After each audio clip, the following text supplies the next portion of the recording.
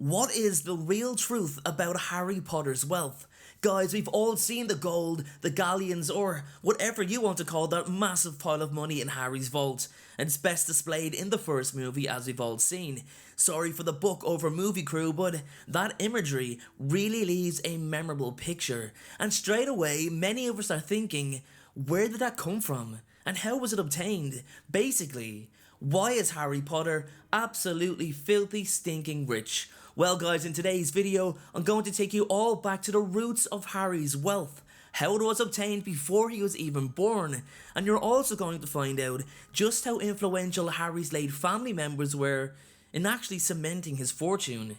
So with that being said, welcome back to the world of Harry Potter, and please enjoy today's video on the real truth about Harry Potter's wealth.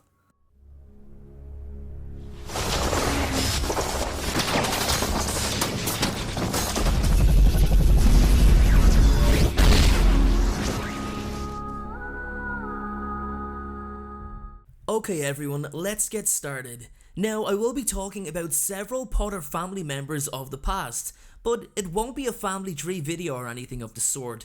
These members simply tie in with the reason for Harry's wealth today.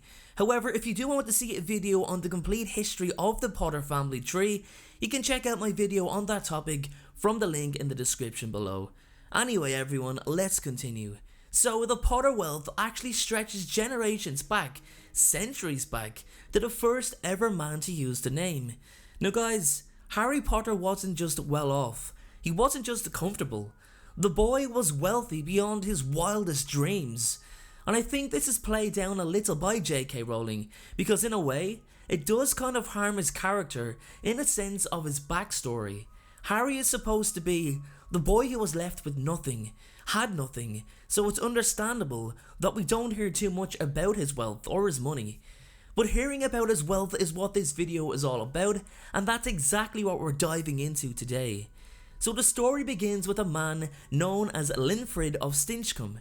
Now Linfred was a well-liked wizard who lived mostly among muggles. He received continuous praise for his magical potions that cured pox and ague, potions that he passed off as just normal concoctions of his own creation. Continuing his experiments, Linfred set himself on the road to a vast fortune with the creation of potions such as Skelegrow, which regrew missing bones, and Pepper Up Potion, which cured the common cold. Both potions are world renowned in the wizarding community today, so this created the beginning of the Potter fortune, all of which Linfred left to his children, all 7 of them. Now it's unknown what each of his children did with their portion, but none of them are on record except for one. Most likely, they squandered it over time. But that one that was on record, that one child, Linfred's eldest son Hardwin, kept the vast majority of his money. And it was through Hardwin's marriage to Linfred Peverell that Harry descended from. Now, many of you are quite familiar with the Peverell name, and yes, it is one of the Peverell brothers that Harry descended from. Ignotus, who many of us also know, began the successful passing down of the Cloak of Invisibility that still remains a tradition to this day in the Potter family. By the 20th century, the fortune still existed and was rather vast, although it was probably added to over the years from the income of the Potters who have come and gone. Like the passing of the cloak, previous Potter generations greatly cared for the preservation of their family traditions, and also greatly cared about making sure that all future generations were not left for wanting financially. It really was a strong and well-rooted family strategy. Whatever remained of the fortune was currently in the possession of Harry's grandfather Fleamont. Now Fleamont, like its ancestor Linfred before him, took up potion making, and he had quite a knack for it. After some time experimenting with different potions, creations and concoctions, Fleamont created a mix that only required several drops to straighten out the toughest, frizziest, most uncontrollable of hair. Sleek Easy's hair potion quadrupled the Potter fortune, and Fleamont started to create other products like balms, lotions and other cosmetic inventions, which eventually led to the establishment of the Sleek Easy company. After many years at the head of the business, Fleamont, already vastly wealthy from the success of the products, sold the company for an extortionate amount of money with the plan to enjoy retirement with his wife Euphemia. Now guys, I have to add that it's estimated that the fortune amassed is close to 750,000 galleons, though this is purely fan speculation.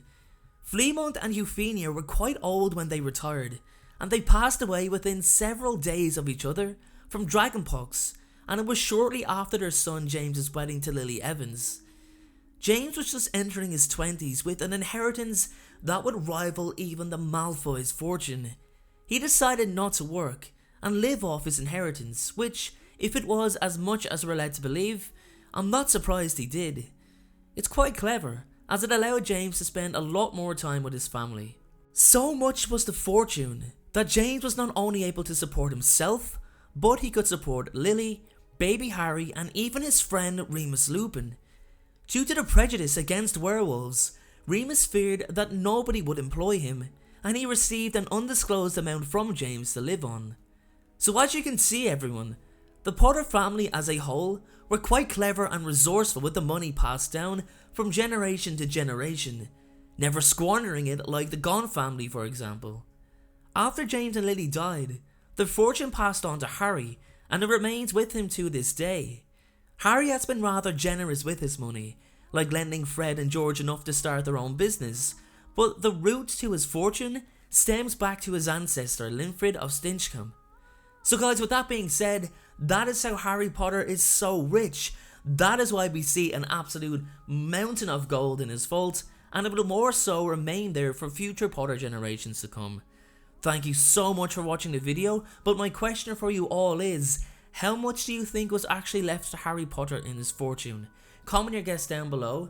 Thanks again for watching the video guys, have a great day and don't forget, be happy. Thank you so much for watching, I truly appreciate your support. Everyone, notifications of uploads are more important than ever, so please if you haven't already, turn those notifications on to make sure you're notified the moment my video goes live. Making videos is what I love to do, it's my dream and my passion, however it does cost time and money to produce this content, so if you have $1 to spare to support me on Patreon in exchange for some exclusive unseen content, then you can click the Patreon link below or at the end of this video. Please only support me if you can afford it. And make sure to follow me on Instagram at InstaDNJ and on Twitter at PotterFolklore. Check out my other videos appearing on screen and please make sure, most importantly, to hit that subscribe button. Thanks again everyone and please have a great day.